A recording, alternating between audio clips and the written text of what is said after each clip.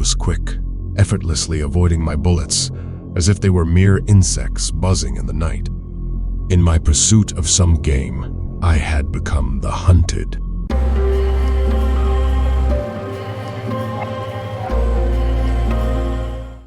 I'm from Michigan's wedding ring finger area, 3 hours away from the thumb area, Wexford County.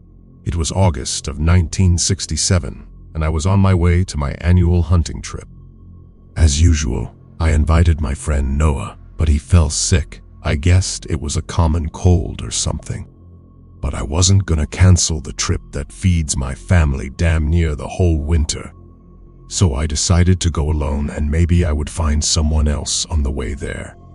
I woke up before sunrise, kissed my wife and toddler goodbye, drove to my usual campsite location, and set up camp.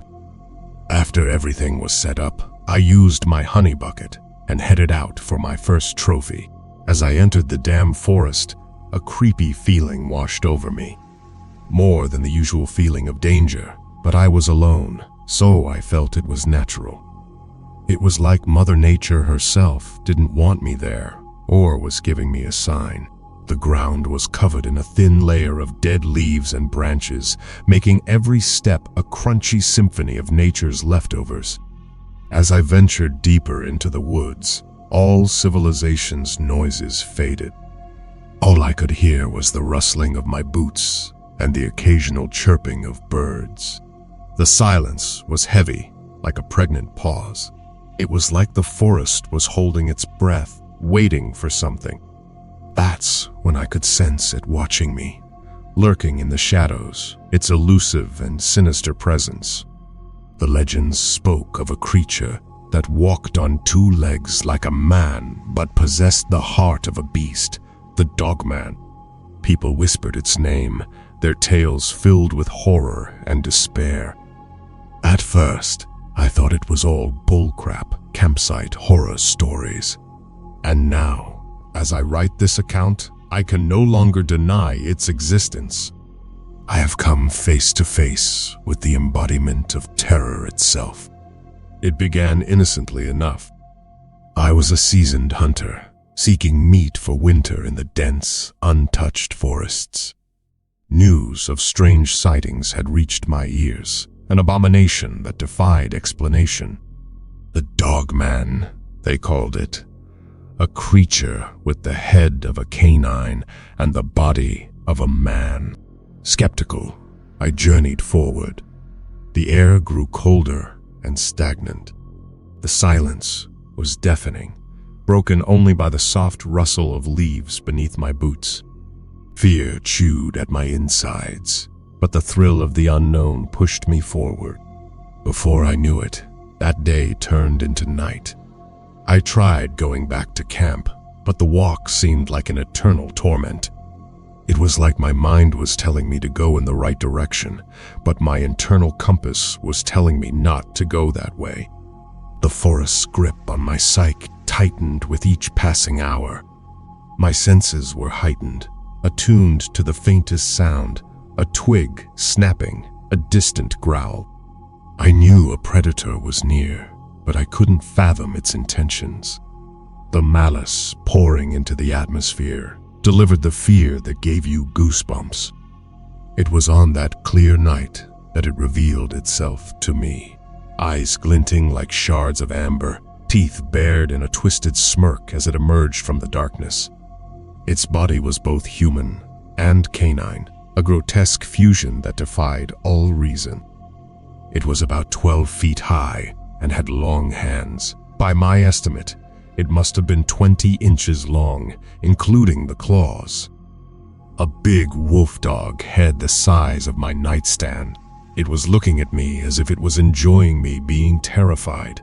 My heart pounded in my chest as I raised my rifle, desperate to defend myself against this abomination.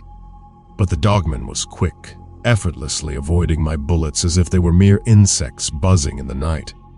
In my pursuit of some game, I had become the hunted. The forest became a labyrinth of nightmares, a stage for the Dogman's sadistic game. It toyed with me, its taunting chuckle echoing through the trees and somehow talking to me inside my mind. I stumbled through the underbrush, my sanity unraveling with each passing moment. Minutes turned into hours, and the lines between reality and hallucination blurred. I questioned my own existence, the very fabric of my being. Was I a victim of the Dogman's torment, or was this a sick creation of my own mind? Was he talking to me inside my mind? Was that voice my inside voice? I could no longer distinguish between truth and delusion. I thought, if I'm going out, I'll do it guns blazing. I planned to pursue the echoes and start shooting until I hit something. Sounds crazy, right?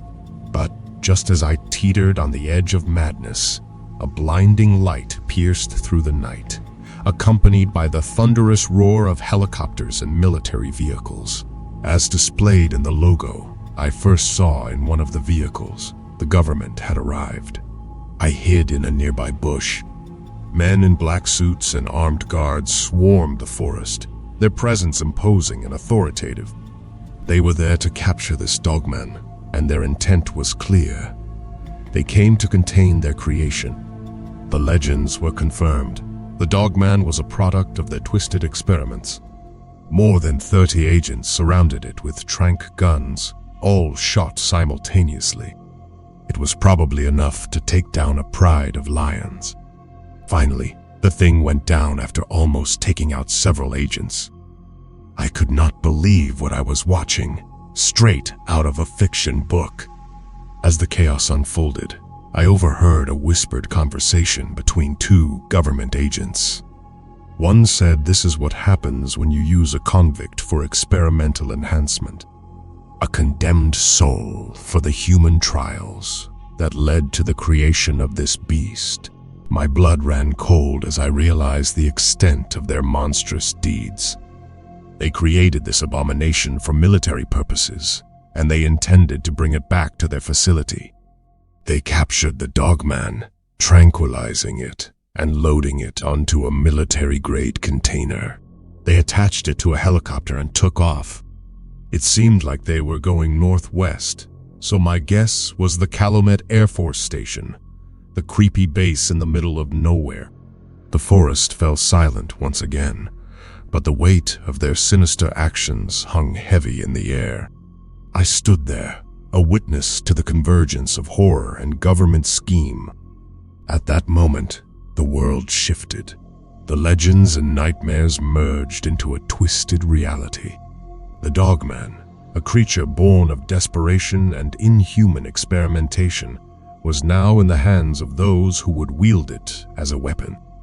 As I watched the vehicles disappear into the night, I knew that the true horrors were not confined to the depths of the forest.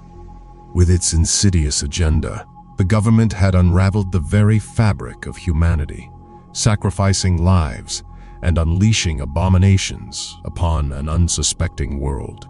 And so, as I stood there, haunted by what I had witnessed, I couldn't help but wonder what other monstrosities lay hidden, what other creatures prowl in the shadows, waiting to be unleashed.